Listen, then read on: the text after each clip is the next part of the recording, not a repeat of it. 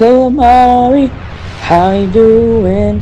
What's happening, guys? If you guys haven't noticed, the intro has actually changed, and that was actually submitted to me by one of our fellow clashers from Instagram. His name is Cameron, and he just wanted a shout out.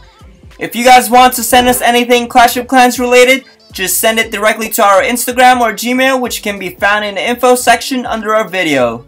Anyways, today I want to show you guys a couple of attacks showing how to raid when you're upgrading your queen. The queen usually makes the highest damage output out there, so without her, clan wars really get messy. So let's go ahead and get started. Uno.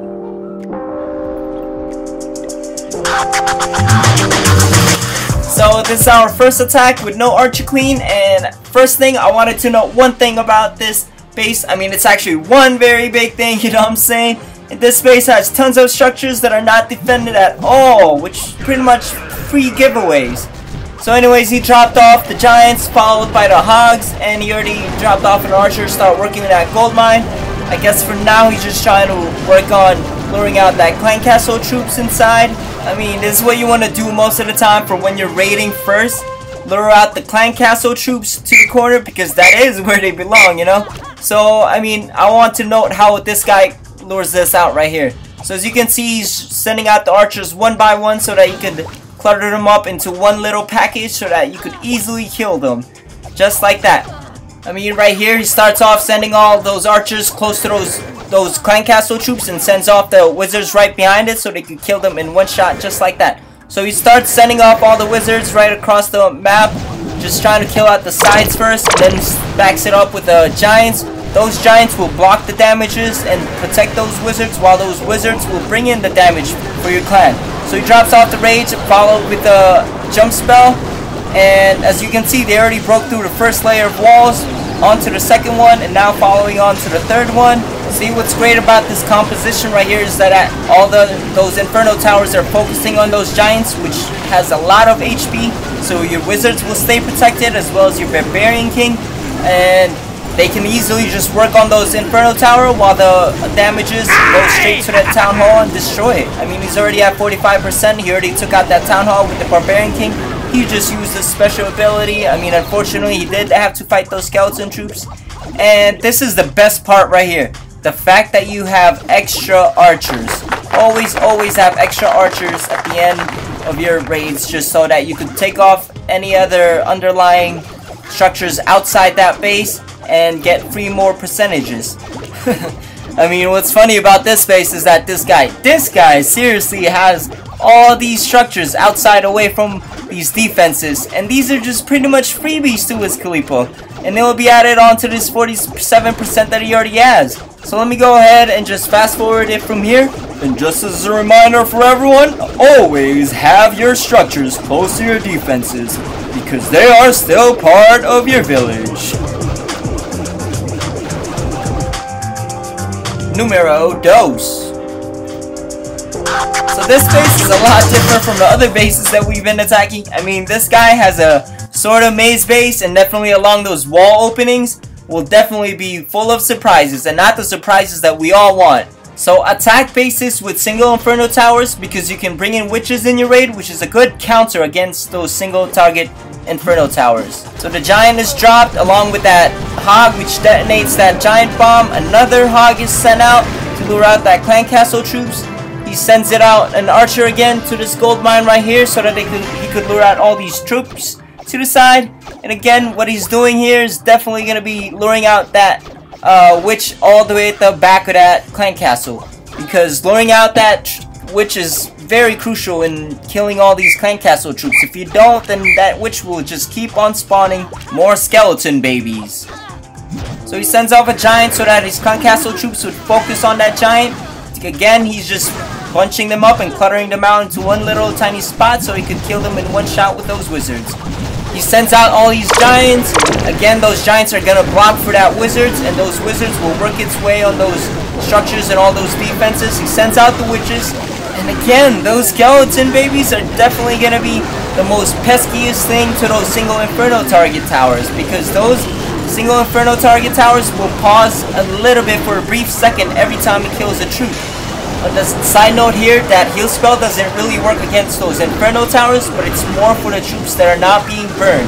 But does it really matter here? No, of course not, because that Barbarian King is already on that Town Hall, and all those witches are working on that Town Hall, and right there, 44 to 47%, and it's going to make its way to 50% just as easily as it entered from that base.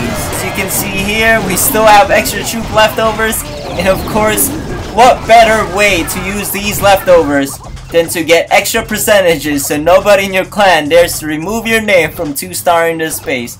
I mean, we even have a heal spell and a jump spell left over just to show you how amazingly effective witches are against these single target Inferno Towers. So I'm gonna go ahead and just fast forward it from here, because sadly enough, this guy even has structures that are not defended by his defenses. Again, they are still part of your village, guys.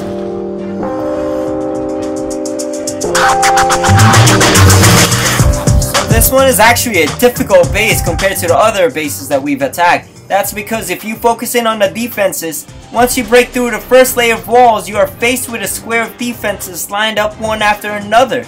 So attacking with giants or golems will definitely pose a problem here, because they will just follow those defenses back to your childhood in a merry-go-round. And no, you want them to go inside towards that Town Hall and that Inferno Tower, because you want to get that 2-star for your team. So he successfully lures out the Clan Castle troops, definitely just sending in those expendable archers to bring in the witch closer, just one by one. Slowly but surely, and the giant comes out, followed by the wizards, kills all those troops just as easy as that. 1, 2, 3. There we have it. Now time to move on to the real problem.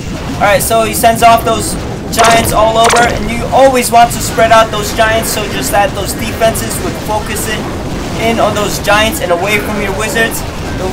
Oh, this is a really good thing right here. These Haas are definitely going to clear out that right side and will allow those giants to stay focused on that left side. I mean, it's perfectly planned out. I don't know how he does it, but there we have it. That's how you do it. I mean, look at this. Those Inferno Towers are focused on those giants right there, and all those wizards are definitely just going to make their way to that Town Hall. Look how protected they are. I mean, that Barbarian King is clearing out all those skeletons. The heal spell, that heal spell doesn't even matter, because those wizards aren't even that much damage.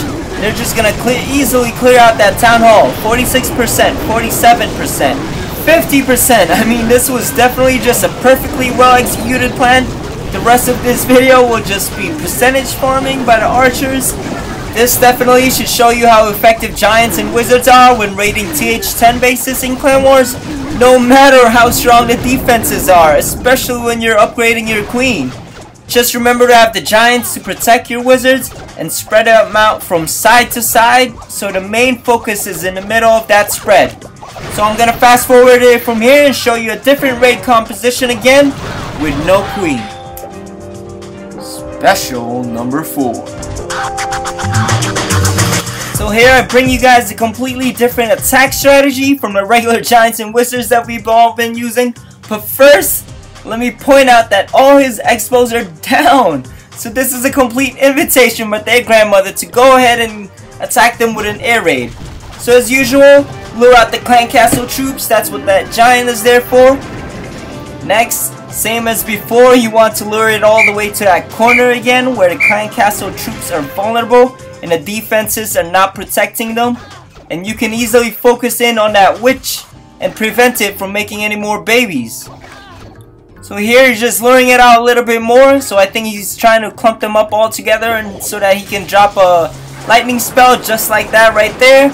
And of course these are level 6 wizards, so they don't die completely from the level 5 lightning spells. So there you have it. So he successfully clears out the Clan Castle troops and he starts sending out those lava hounds from 2 directions and not 1 direction, you know, because you know they just split up. But yeah, sending them out from 2 directions covers a wider range of protecting those balloons.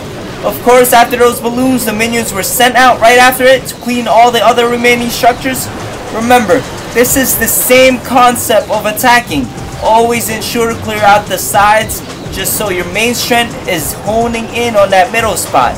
I mean, those balloons are going to take out that Inferno Tower, and those minions are going to take out that Town Hall. And just as easy as that, that's 51%.